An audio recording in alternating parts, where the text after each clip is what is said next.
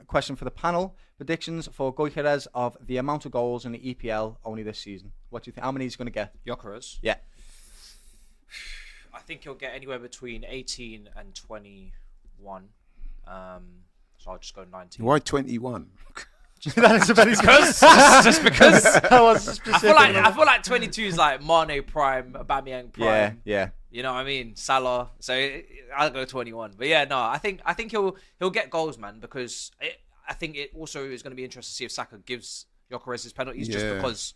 I don't think he will want to give that up. He won't want to give it up, but I feel like Saka's cemented at Arsenal, and he's already very, very comfortable in terms of he knows what he's doing. He's one of the stars in that team. Just to give your teammate that little bit of a kick, if he needs it. If he's on, say, first 3 games he doesn't score, and the penalties give, I'd probably say you try and give that to your 9, because they need the goals. You know what I mean? You don't need it. You're going to perform probably regardless. Yeah. And that's important. I know people joke about the penalties, but you're going to get penalties, and it does change the tally quite a bit. So, you know, if you are making him the penalty taker, Salah, exactly, then obviously it's going to be better chance he gets more goals. But really, at the end of the day, if you win the league, it doesn't matter if he's got 15 goals and 10 assists, or if he gets 20 goals and you don't win the league, you know.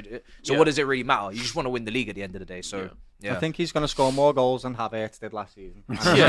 So I think I agree with Matt. Well, Havertz got 9 last season. In fact, we didn't have a striker that hit double figures last season. That's crazy. I know Havertz did pick up an injury towards the end of the season, so he did miss quite a few games. But I think his stats were something like 9 goals in 23 games. That's not good enough, is it? Jesus was like 5 or 6. Listen, I think Gyokeres, I'm banking on 20 plus, man. I honestly do think that, given his attributes, given the way we play, I think it's got to translate over, doesn't it? Yeah. Nunes did score 36 goals there. That is a warning that you. Yeah. No, that is the one thing in Portuguese. I think he just falls short of 20, but I still think he'll be fine. Yeah. Like, he'll still score enough. I think he won't have the physical dominance over a lot of players in the Premier League that he did have in the Portuguese league. And I think that's where some of the goals that he scored in the Portuguese league, you're not going to see him score in the Prem. Yeah. But either way, I don't think, like, the price you've paid for him, he'll be fine. Yeah, no problem. I'm made up about that signing, to use a Liverpool term. I love that term. Made up, mate.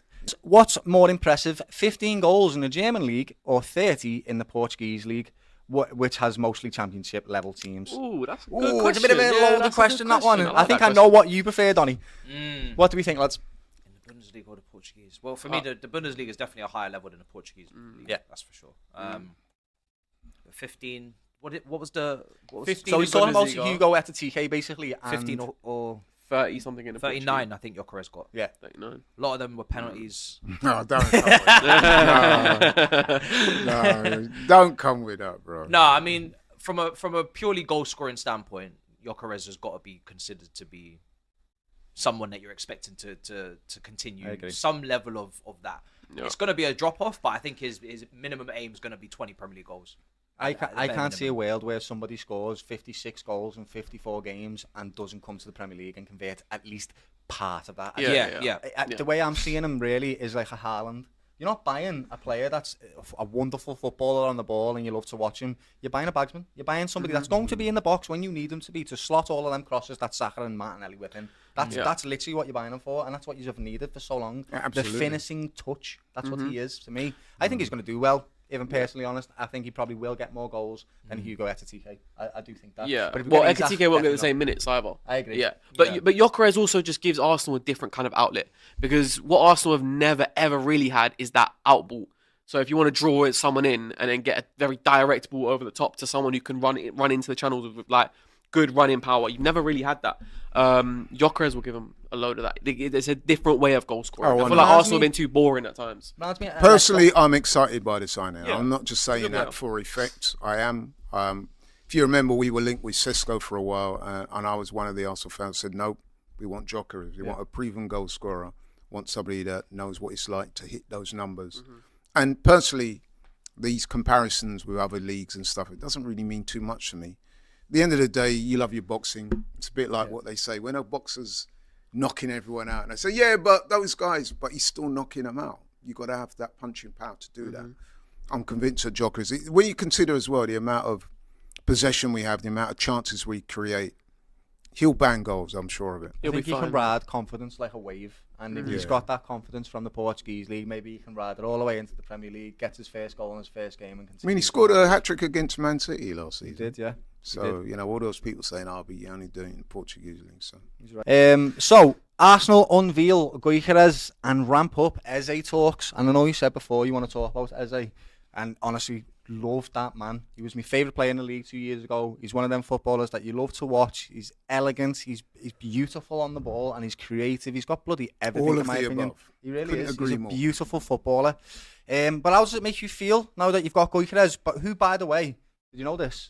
His number that he's got? 14. 14. That is the holy grail of Arsenal tops, like 8 for Liverpool. Like, you know what? I don't want to burst the bubble or anything, but I'm not one of those fans, maybe because I'm older than you guys, but I don't get hung up on the old shirt number stuff. I'm much more interested in the goals he's going to get than the shirt number. I do accept that the 14 at Arsenal especially is a bit iconic with Henry, who in my humble opinion is the greatest ever Premier League player, and I'm sure you guys would agree. I agree. But yeah, I don't get particularly hung up on numbers. But what I would say about Gyokeres is that, like most of the fan base, I'm really excited because for me, I think you said it earlier, Dor, it's the missing piece. We see it as the missing piece of the jigsaw. We've been waiting for a number 9, a proper number 9 for years now. We've not had what I call a prolific goal scorer at the club since Aubameyang left, and that was about 3 years. Well, signed him in 2022 anyway. So, sorry, no, he left in 2022. So we've not had a proper number 9 since then. And listen, anyone that watches Arsenal on a regular basis will tell you that we create chances. We have a lot of possession, but we need somebody that in those clutch moments can get you the goals that go on to win things. Yeah. And I'm excited by Gyokeres. He's not the be-all and end-all, but he's a crucial part of what we're trying to do. It's what you said. He's what you haven't got. He literally is. Exactly. He's just that final piece of the puzzle for me. Like that for me, this is Arteta's last season. This is your final piece. Here we are. If it's what you said. If he crawls to second again, and if we've won the league or City have won the league really early, it's time to go. It really is. But this is it. This is. I know, but you are right in a way. I mean, I've been using the term #no excuses on a lot of the shows I've been on because. Especially if we get Eze across the line as well, there is literally no excuses anymore. I mean, you only had to, not that you guys probably would have watched it, but our 2 pre-season games told a lot. You watch that game, those 2 games, Havertz was up top. And now listen, I'm not trying to denigrate Havertz. He tried his best. Apparently in the pre-season, he's been bulking up and, you know what I mean, and all the rest of it. However, you look at him in there in that number 9 and it's just not happening. We need somebody to go in there, take the bull by the horns. May mean that we will have to adopt a slightly different style of play. Yep. So, we'll have to adjust to that. But seriously, this could be it. So I'm excited. It is. It's the final piece.